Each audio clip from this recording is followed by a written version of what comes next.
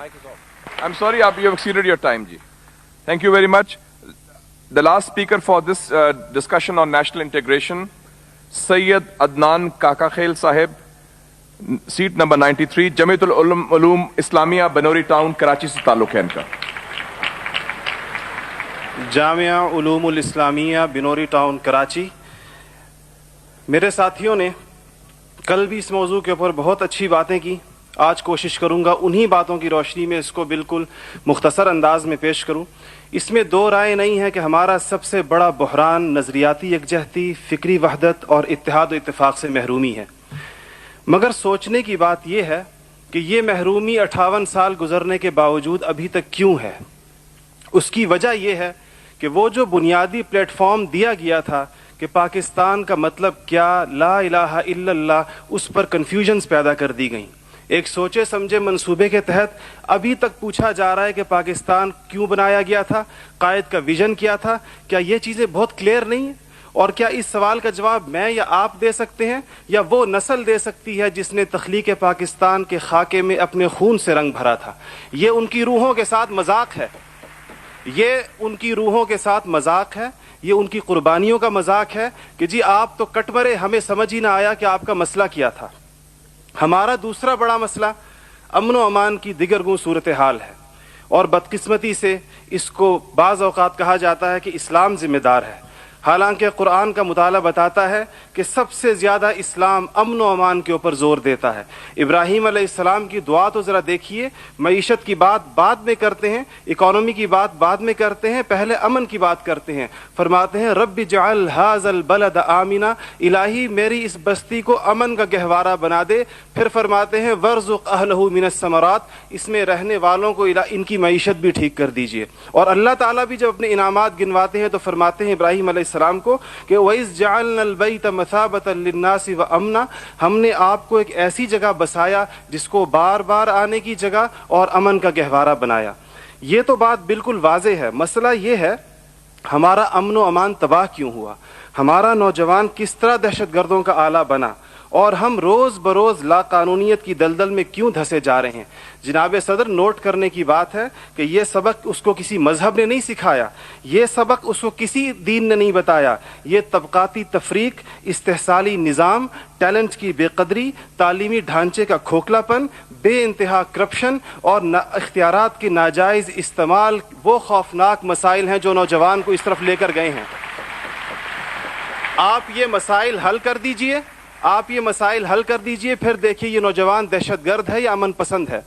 हमारा तीसरा सबसे बड़ा मसला जो इस वक्त बहुत अहमियत का हामिल है, जमहूरी रिवायात का फुकदान है. हम अभी तक हकीकी जमहूरी कल्चर और अवामी मैंडेट के एहतराम के माहौल को पैदा करने में नाकाम रहे हैं.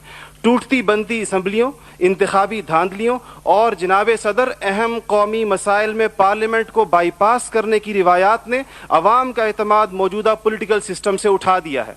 इसके लिए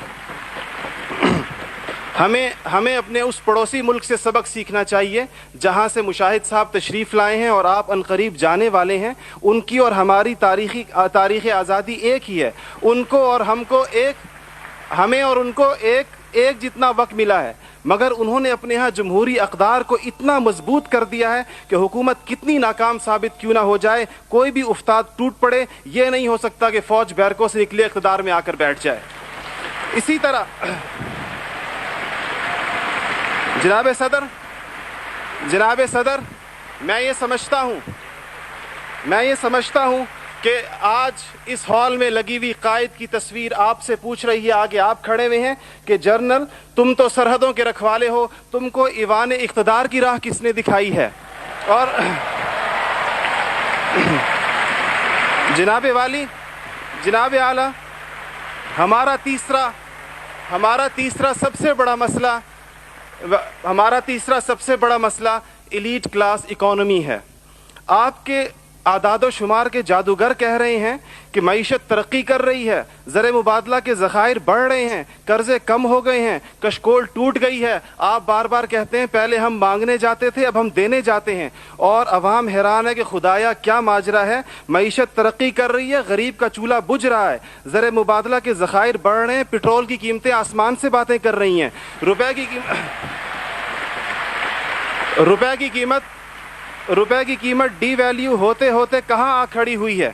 اور اس کے بعد ایک اور بات جناب صدر, آپ نے کہا کہ بسنت منانے سے کچھ نہیں ہوتا. اسلام تفریح سے ہرگز منع نہیں کرتا بلکہ صحت مند تفریح کی حوصلہ افزائی کرتا ہے, مگر خدارا محروموں لاچاروں کی آرزوؤں کے مزار پر دھما چوکڑی نہ مچائی جائے. دیکھیں اسلام یہ کہتا ہے اگر ایک گھر کے اندر ایک عجیب تاثر ہے, ٹھیک ہے لوگ انفرادی طور پہ پتنگ اڑائیں, کوئی اس کو حرام نہیں کہتا, مگر جب ایک غریب دیکھتا ہے کہ میرے پیٹ میں روٹی نہیں, میرا صدر پتنگ بازی کر رہا ہے, تو وہ یوں سمجھتا ہے کہ ہمارے درمیان کوئی گیپ ہے. آپ بالکل وہ سمجھتا ہے, غریب کہتا ہے کہ میں, غریب دیکھتا ہے, غریب آپ کو اس کے احساسات کا بالکل اس طرح لگتا ہے ایک گھر کے اندر میت پڑی ہو اور آپ دوسرے گھر کے اندر ڈرم بجائیں کہ میں تو آزاد ہوں, غم تو تمہارا ہے میرا نہیں ہے. تو اس کو کوئی بھی اس کی اجازت نہیں دے گا, کوئی بھی مذہب کہے گا کہ نہیں, اس کا احساس کیجئے, اس کے اشک شوئی کریں, اس کو سینے سے لگائیے.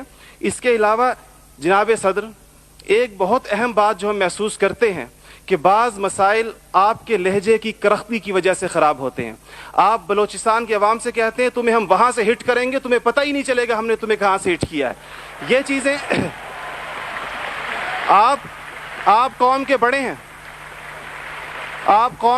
ہیں, آپ کو بالکل قوم سے اس انداز میں گفتگو کرنی چاہیے جس طرح آپ اپنے بیٹے بلال سے گفتگو کرتے ہیں. آپ کو اس کے جناب صدر آپ کا لہجہ جو ہے, وردی کی بات میری بہن نے کی, وردی کی بات تو آپ نے خود 14 کروڑ عوام سے کہا تھا میں 31 دسمبر کو اتار دوں گا, پھر قوم کے وسیع تر مفاد میں آپ وعدے سے مکر گئے. تھینک یو جی, شکریہ, مہربانی, تھینک یو. آپ کا ٹائم ہو گیا ہو جی.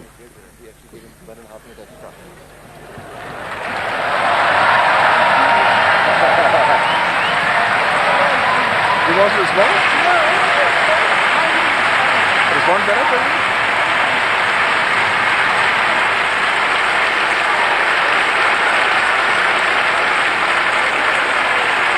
اوکے